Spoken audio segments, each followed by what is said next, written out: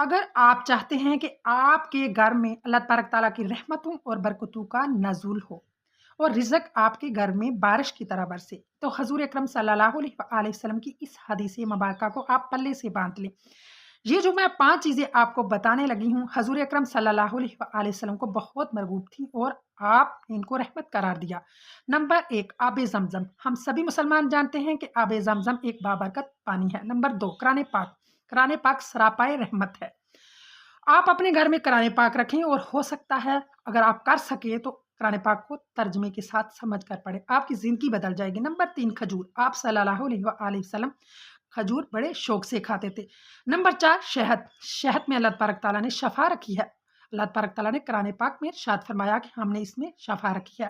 Number 5، زیتون۔ سورۃ 3 میں اللہ تبارک تعالیٰ نے زیتون کے پھل کی قسم کھائی اور حضور اکرم صلی اللہ علیہ وآلہ وسلم کو یہ بہت پسند تھا اور